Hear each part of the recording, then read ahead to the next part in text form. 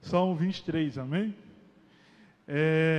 Os salmos, nos momentos assim difíceis, né, de grande angústia que eu passo, já passei, que todos aqui, todo ser humano passa, sempre nós recorremos, né, aos salmos. E esses dias foram dias um pouco difíceis e eu estava meditando muito nesse salmo.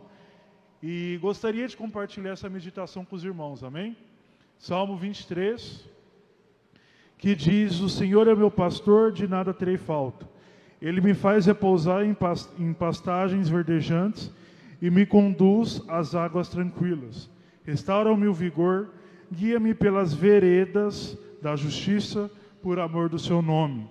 Mesmo que eu ande por um vale de densas trevas, não terei medo algum, pois tu estás comigo. A tua vara e teu cajado me confortam. Preparas um banquete diante de mim, na presença dos meus inimigos. Unges a minha cabeça com óleo e o meu cálice transborda.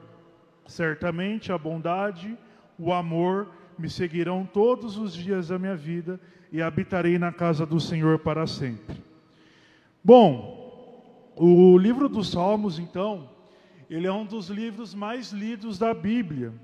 Nele há vários salmos de Davi, que foi o homem, né, que escreveu mais salmos ali, Davi, alguns salmos de Salomão, de Moisés, de Asaf, e cânticos dos peregrinos, né, de judeus que iam para as festas judaicas ali em Jerusalém. Então eles escreveram também, enquanto eles iam para as festas judaicas ali em Jerusalém, eles escreveram salmos.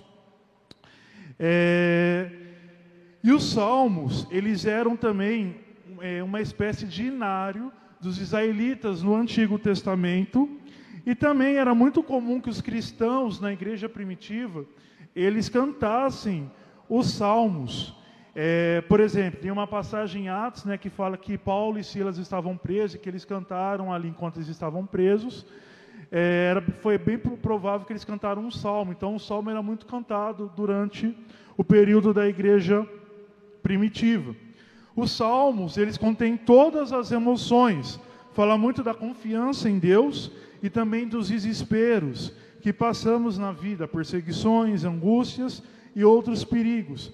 Por isso os cristãos e também os judeus ainda hoje cantam muito os salmos, né?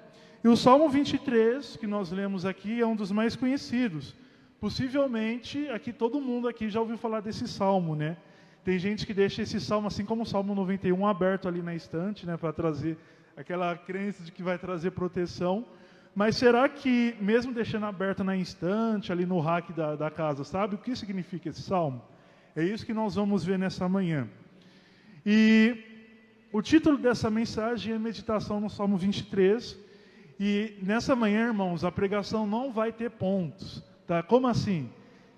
Eu vou pedir, quem puder aí deixar aberto, eu vou falar por versículos. Então eu vou comentar os versículos ao invés dos pontos, tá? E o versículo 1, que nós lemos, que o Senhor é meu pastor, de nada terei falta, o texto hebraico traz um verbo. Então aqui esse verbo traz a noção de Deus como pastoreando, ou seja, Deus praticando a ação de pastorear, coloca Deus como pastor, então. Então, Davi, que foi que escreveu o Salmo 23, ele compara Deus com um pastor. A profissão de pastor era uma profissão que Davi conhecia muito bem, porque nós sabemos, no livro de 2 Samuel, ali 1 Samuel, que Davi, ele era um pastor de ovelhas que cuidava dos rebanhos do seu pai, Jessé, antes de ser ungido como rei de Israel. Então, antes de Samuel ungir Davi como rei de Israel, a Bíblia diz que Davi, ele era pastor de ovelhas. Então ele conhecia bem as funções de um pastor de ovelhas. Na antiguidade, os pastores, eles tinham a finalidade, ou seja, o objetivo de guiar os rebanhos para encontrar alimento e também para encontrar água, além de proteger de predadores.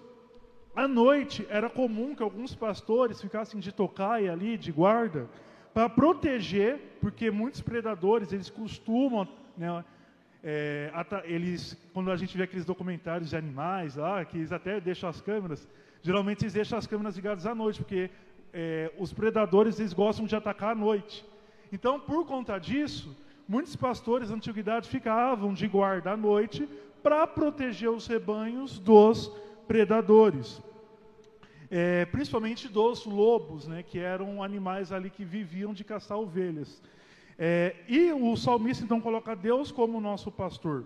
Em João 10, 11, Jesus disse que ele é o bom pastor. É um versículo que nós até lemos hoje no Café com Bíblia, né? Jesus ele se coloca como o bom pastor. E ele diz que o bom pastor sacrifica a sua vida pelas ovelhas. Então aqui ele dá o exemplo do que seria um bom pastor. Naquela época, muitos pastores corriam risco de vida ao proteger as ovelhas de predadores, porque eles tinham que lutar com os lobos, os leões e também com os supostos bandidos que poderiam ali atacar o rebanho e roubar os rebanhos. Naquela época, na antiguidade, rebanho era sinal de riqueza. Quanto maior fosse um rebanho, mais rica a pessoa era considerada. Quase isso que fala no livro de Jó muito do tamanho dos rebanhos que Jó tinha.